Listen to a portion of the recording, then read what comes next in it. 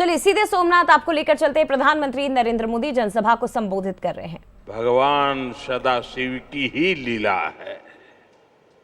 साथियों, दादा सोमनाथ के अनन्य भक्त के रूप में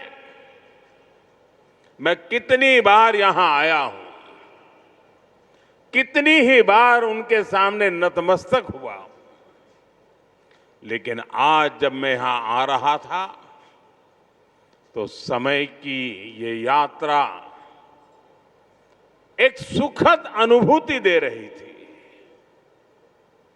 अभी कुछ ही महीने पहले मैं यहां आया था, तब हम सोमनाथ स्वाभिमान पर्व मना रहे थे। प्रथम विध्वंस के 1000 वर्ष बाद भी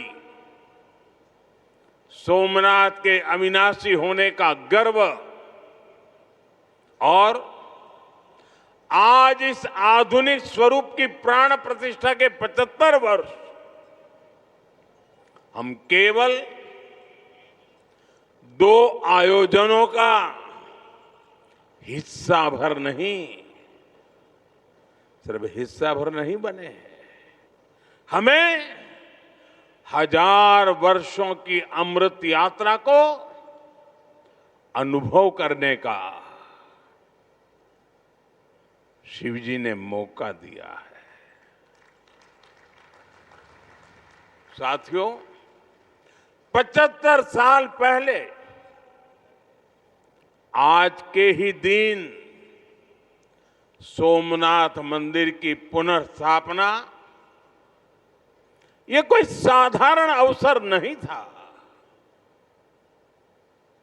अगर 1947 में भारत आजाद हुआ था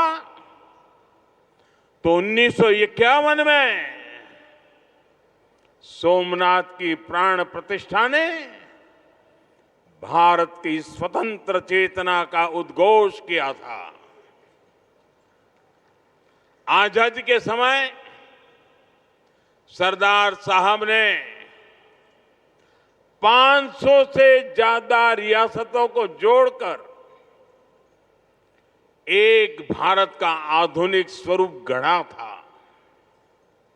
तो साथ ही सोमनाथ के पुनर्निर्माण से उन्होंने दुनिया को बताया था, भारत केवल आजाद नहीं हुआ है, भारत अपने प्राचीन गौरव को पुनः हासिल करने के मार्ग पर भी अब आगे बढ़ चुका है।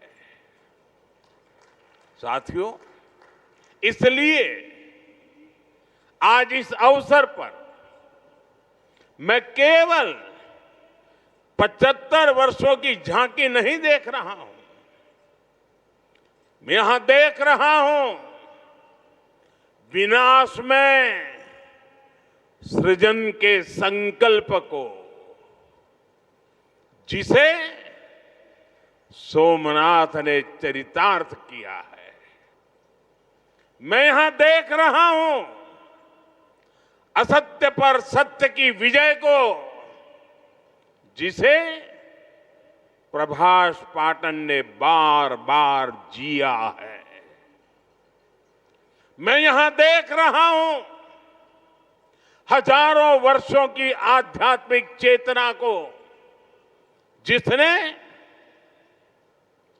मानव मात्र के कल्याण की सीख समूचे विश्व को दी है। मैं यहां देख रहा हूं भारत के उस अविनाशी स्वरूप को, जिसे सदियों के कुत्सित प्रयास भी न मिटा सके, न हरा सके।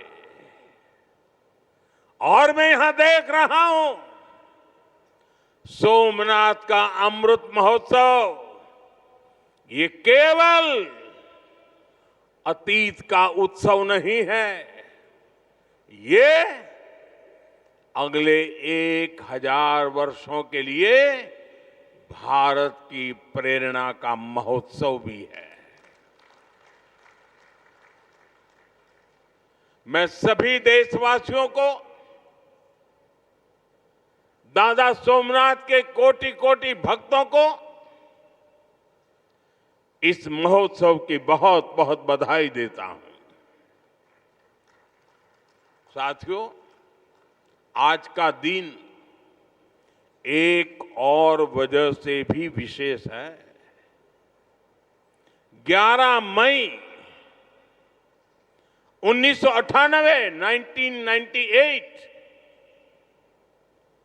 यानी आज के ही दिन देश ने पोखरण में परमाणु परीक्षण किया था।